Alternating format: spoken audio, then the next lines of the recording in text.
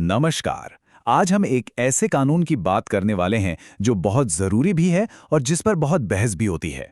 ये कानून है scheduled castes and scheduled tribes prevention of atrocities act. तो सवाल उठता है कि ये कानून आखिर है क्या। देखिए, इसे समझने के लिए हमें इसके मकसद को जानना होगा। बेसिकली ये जो एक्ट है, जिसे पीओए एक्ट भी कहते हैं, इसे बनाया ही इसलिए गया था ताकि जो हमारे समाज के ऐतिहासिक रूप से पिछड़े समुदाय हैं, उन्हें जाति के आधार पर होने वाली हिंसा और अपमान से बचाया जा सके। तो इस पूरे मसले को हम 6 हिस्सों में समझने की कोशिश करेंगे। हम देखेंगे कि ये कानून क्यों बना, इसका डिजाइन कैसा था, फिर 2018 में सुप्रीम कोर्ट ने क्या कहा और संसद ने उस फैसले को कैसे पलटा, और आखिर में हम इसकी सुरक्षा और इसके संभावित दुरुपयोग के बीच की जो बहस है उस पर भी नजर डालेंगे।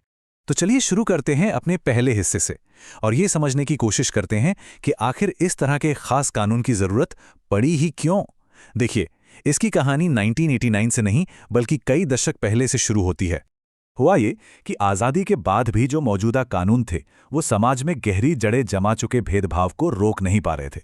मतलब कानून तो थे लेकिन नाकाफी साबित हो रहे थे। और फिर 70s और 80s का दशक आया। इस दौरान जाति के आधार पर होने वाले अत्याचारों में बहुत ज्यादा बढ़ोतरी देखी गई। तब जाके ये महसूस हुआ कि नहीं, अब एक ज्यादा सख्त और खास तौर पर इसी मुद्दे के लिए बने कानून की जरूरत है। तो ऐसा क्या था इस नए कानून में जो इसे इतना अलग और इतना पावरफुल बनाता था? चलिए इसके डिजाइन को थोड़ा करीब से देखते हैं। देखिए, इस कानून को जानबूझकर सख्त बनाया गया था। इसने न सिर्फ ये बताया कि कौन कौन से काम अत्याचार माने जाएंगे, बल्कि एक बहुत बड़ा कदम उठाया। इसने आरोपी के लिए एक जरूरी कानूनी रास्ता, जिसे हम एंटीसिपेटरी बेल या अग्रिम जमानत कहते हैं, उसे पूरी तरह से बंद कर दिया। इसका सीधा मतलब ये था कि अगर किसी पर आरोप लगा है तो उसे जांच के दौरान गिरफ्तार किया जा सकता है। ऐसा इसलिए किया गया ताकि गवाहों को डराया धमकाया न जा सके और एक कड़ा संदेश जाए कि ये कोई मामूली अपराध नहीं है। और करीब करीब 3 दशकों तक चीजें इसी तरह से चलती रहीं। लेकिन फिर आया साल 2018 और सुप्रीम कोर्ट का एक ऐसा फैसला आया जिसने पूरे देश में एक नई बहस को जन्म दे दिया।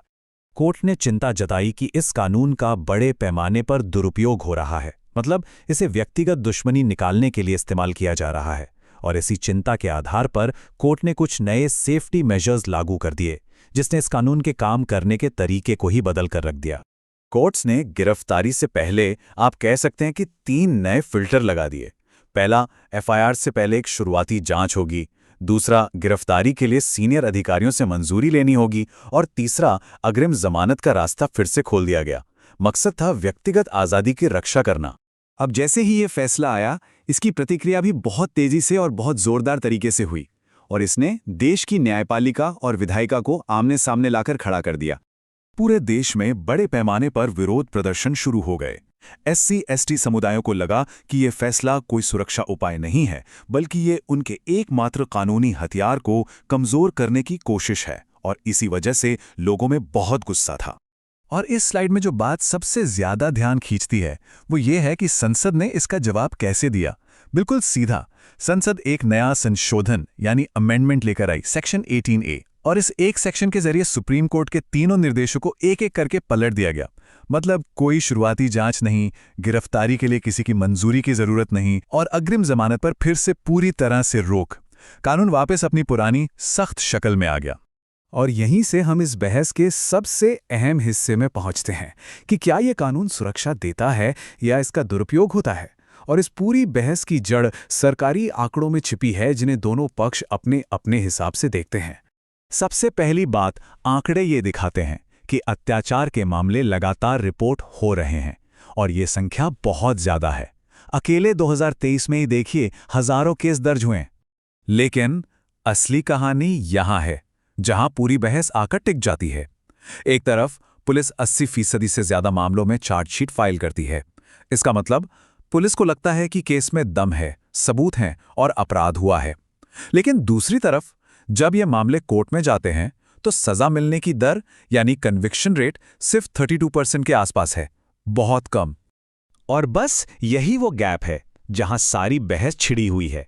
जो लोग इस कानून का समर्थन करते हैं वो कहते हैं कि कम सजा होना इस बात का सबूत है कि हमारा सिस्टम ही फेल हो रहा है, जांच ठीक से नहीं होती, गवाहों को डराया जाता है और पीड़ितों को इंसाफ नहीं मिलता। वहीं दूसरी तरफ जो लोग इसकी आलोचना करते हैं वो कहते हैं कि ये कम सजा दिखाती है कि ज्यादातर केस झूठे होते हैं और इस कानून का इस्तेमाल बदला लेने के लिए किया जा रहा है। तो कुल मिलाकर ये मामला हमें भारतीय समाज और कानून के एक बहुत ही बुनियादी सवाल पर लाकर खड़ा कर देता है। एक तरफ है हमारे संविधान का वो वादा जो कहता है कि ऐतिहासिक रूप से हुए अन्याय को ठीक करना है और कमजोर समुदायों को सुरक्षा देनी है, और दूसरी तरफ है कानून का वो सबसे बड़ा सिद्धांत कि हर इंसान तब तक निर्दोष है जब तक वो दोषी साबित ना हो जाए। ये दो बहुत ज़रूरी बातें आपस में टकरा रही हैं। तो SC/ST एक्ट हमारे सामने एक बहुत मुश्किल सवाल रखता है। सवाल ये है कि कोई भी देश ऐतिहासिक न्याय देने के लिए बनाए गए खास कानूनों और अपने सभी नागरिकों के लिए बराबर अधिकारों के सिद्धांत के बीच संतुलन कैसे बना सकता है। इसका जवाब मिलना अभी बाकी है, और ये भारत की सबसे बड़ी सामाजिक और कानूनी चुनौतियों में से एक है।